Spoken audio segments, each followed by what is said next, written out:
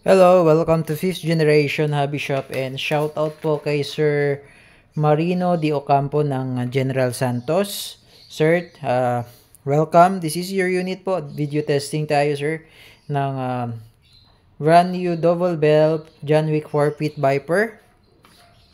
So, ito na po siya. It comes with the free green gas. Yan, number 12, standard power na gas tank. And also comes with 0.23 grams 4,000 shots na BBs. Okay.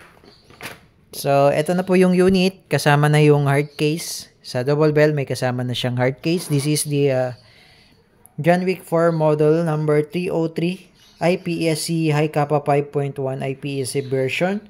Ayan, yung hard case. Buksan na natin.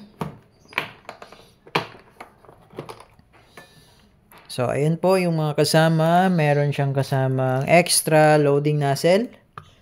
Ayan, extra loading nozzle. May kasama na po. Meron na rin po siyang kasamang Continental card ng John Wick. Ayan. And the John Wick gold coin. And yung cleaning rod. Okay, cleaning rod, pwede rin siyang panundot ng mga bara. Okay? And the unit.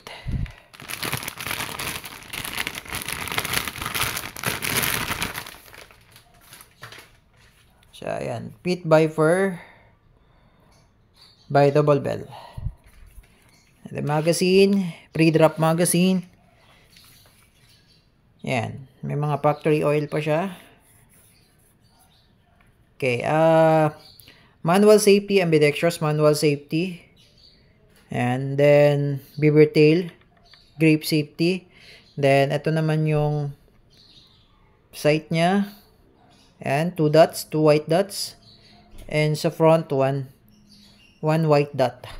Then, yung markings, Pit Viper. Yan.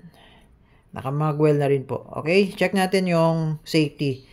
But before nyo po ma-activate yung safety, kailangan po nakakasa. Ayan. Then, angat nyo lang po for safety. Ayan. Okay, di po siya puputok. Then, baba for fire. Ayan. And then, yung other safety features niya, ito sir, yung beaver tail. Yung beaver tail safety. So, ayan po, wag hindi po siya engage. Pag hindi po yan nadidiinan, hindi rin po yan puputok. Ayan. Kahit kalabitin ko po, hindi po siya puputok. Kailangan po kasi siya diinan. Yan. Para pumutok. Ayan. So, automatic po. Pag hinawakan nyo yung grip, automatic po yan. I-engage or nadidiinan. Then, that's the time na puputok siya. Yan. So, yun yung dual safety features ng mga 2011. And also with the 1911, may ganito din po. Ayan. And markings, Taran Tactical. Serrated na yung front and rear. Then, meron na rin siyang railing for accessories. Wala lang siyang thread. Yung barrel niya, walang thread. Hindi siya pwedeng lagyan ng tracers. Okay. So, ayan. The Taran Tactical Innovations John Wick 4 Pit Viper by Double Bell. Ayan. Then, sa magazine is 30 rounder capacity po. Ito. This is 30. 30 plus 1 kasi yung isa dun sa chamber. So, 30 plus 1. Ngayon, ang recommended capacity na, for me sir, personally, yung recommended ko po is at least half lang para hindi stress yung spring, hindi compressed, no? Pag laging puno kasi yan, lagi compress yung spring, katagalan lumalambot. So, much better kung ang bala nyo lang ditong ilalagay ay at least half. If 30, mas maganda 15 or 12 lang para yung spring hindi stress, yung spring hindi compress palagi. Pagka laging compress yung spring, katagal lumalambot yun, may factor din yun, effect. May factor effect doon sa ating unit yun. So, pwedeng hindi na siya mag-open chamber dahil malambot na yung spring. Hindi na kayang itulak ng follower yung slide release. Okay? So, ngayon, lagyan lang natin siya ng gas. Okay, para actual chrono test natin.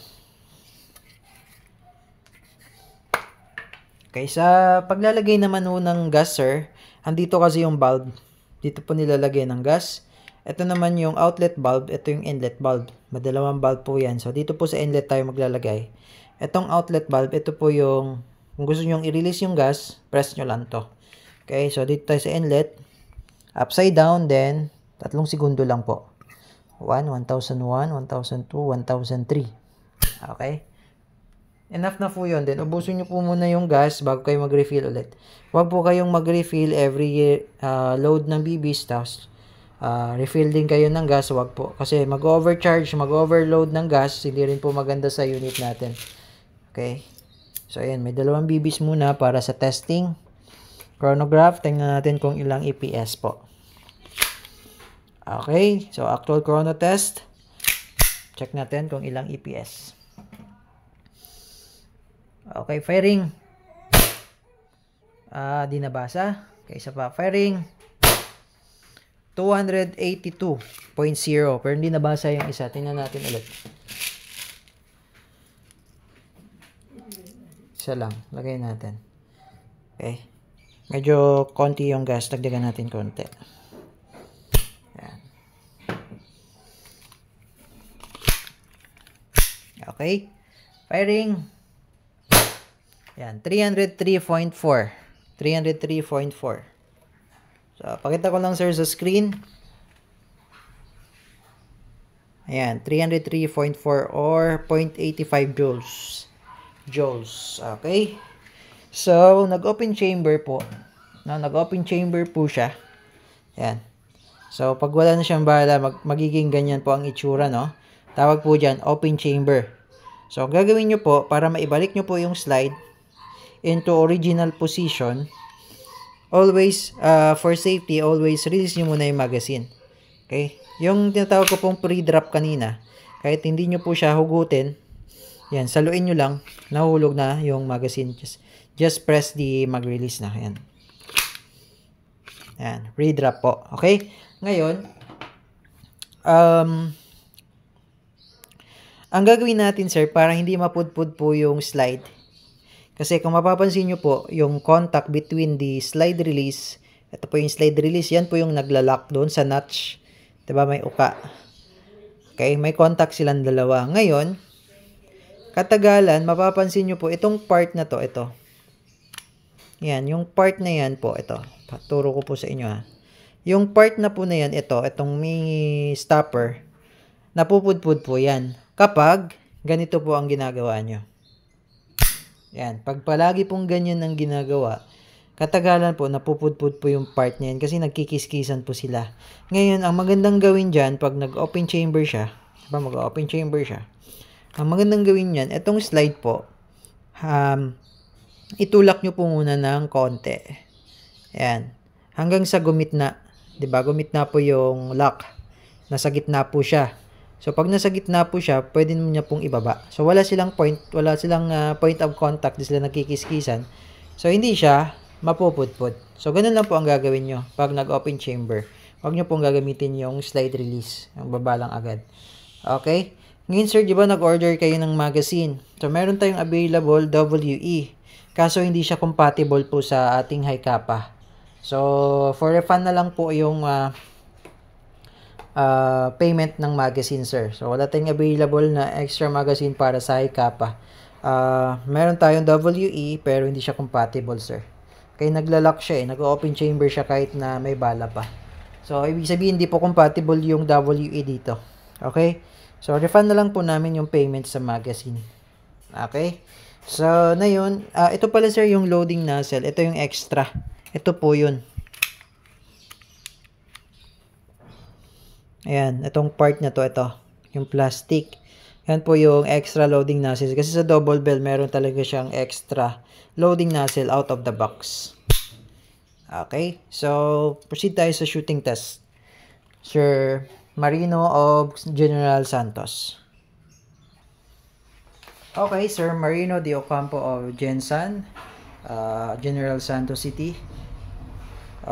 Shooting test tayo, sir, ng inyong unit. This is the brand new Pit Viper John Wick 4 ng double bell. Okay, shooting test.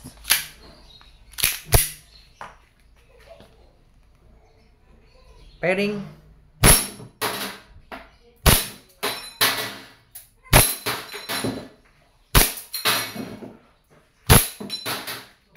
Tapusin lang natin yung bala hanggang sa mag-open chamber. So, ayan. So, wala nang bala. Okay, so ito pala sir, normal lang po yan gumagalaw talaga. Yung stock barrel natin talagang gumagalaw po yan. Baka kasi magtaka po kayo bakit nagalaw po. So, that's normal sa stock na barrel.